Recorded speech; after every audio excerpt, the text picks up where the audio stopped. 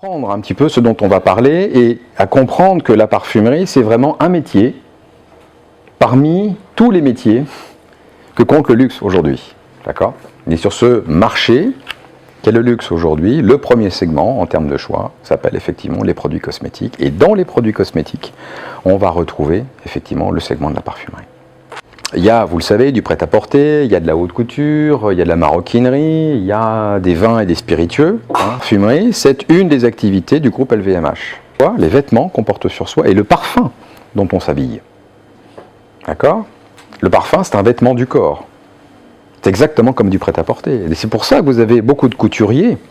Et donc le parfum, c'est une des catégories des produits cosmétiques. Vous allez voir tout à l'heure. Et c'est aussi des produits beaucoup plus impliquants, donc vendus beaucoup plus cher, dans des réseaux qui sont des réseaux sélectifs. Mais tout ça, ça reste un produit cosmétique. Bien, alors si c'est bon, on va peut-être passer maintenant à notre découverte de l'univers parfum. Par la fumée, perfumum, parfum. C'est pour ça qu'on est fasciné par le parfum. Parce qu'il y a de la spiritualité, parce qu'il y a la mort, il y a la peur de la mort, et parce que surtout c'est une promesse de vie extraordinaire. Et c'est une promesse d'amour.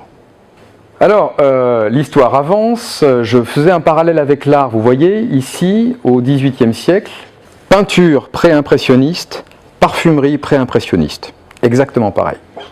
Va venir un moment où la parfumerie moderne va naître. Et ce moment, c'est celui-ci. Différents personnages, dont l'un s'appelle Guerlain. Qu'est-ce que fait Guerlain ? Il raconte des histoires olfactives.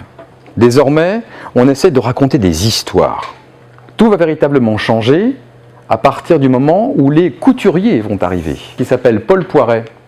En 1911, personne n'a pensé à associer la couture et les parfums.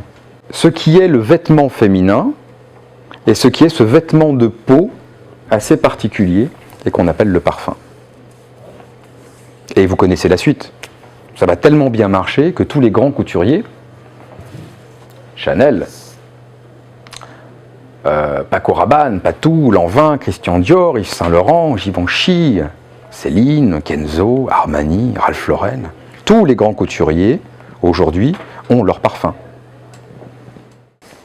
La pyramide olfactive, mesdemoiselles, messieurs, c'est un essai de représentation de la façon dont le parfum évolue à travers le temps.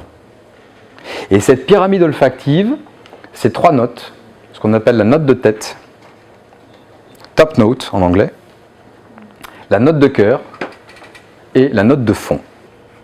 La note de tête pour nous aujourd'hui, elle est capitale. Pourquoi ? Parce que 94% des achats se font sur la note de tête.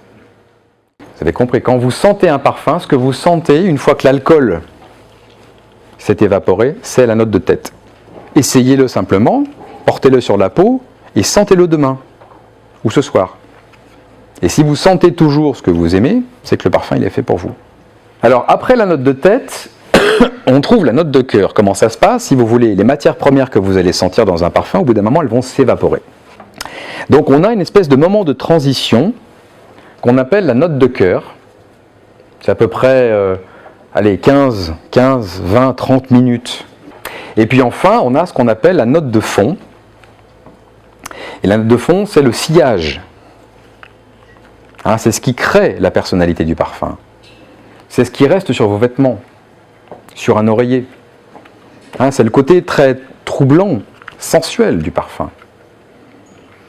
C'est sa personnalité profonde, c'est son âme. Hein. D'accord ? Mais vous comprenez. Bonne continuation à tous.